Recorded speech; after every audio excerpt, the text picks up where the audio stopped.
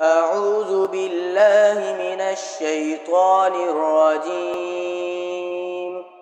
بسم الله الرحمن الرحيم.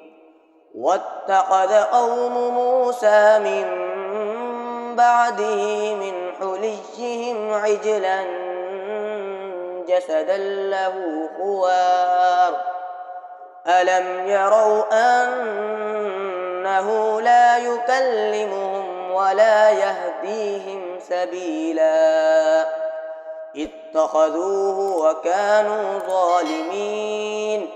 ولما سقط في أيديهم ورأوا أنهم قد ضلوا قالوا لئن لم يرحمنا ربنا ويغفر لنا لنكونن من الخاسرين. ولما رجع موسى إلى قومه غضبان أسفا قال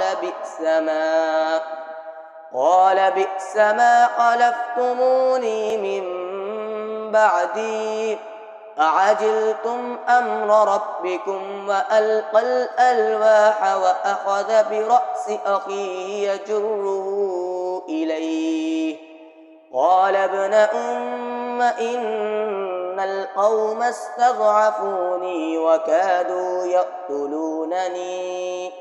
وكادوا يقتلونني فلا تشمت بي الأعداء ولا تجعلني مع القوم الظالمين.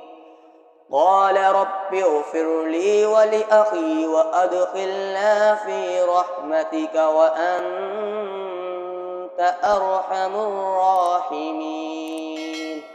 صدق الله العظيم.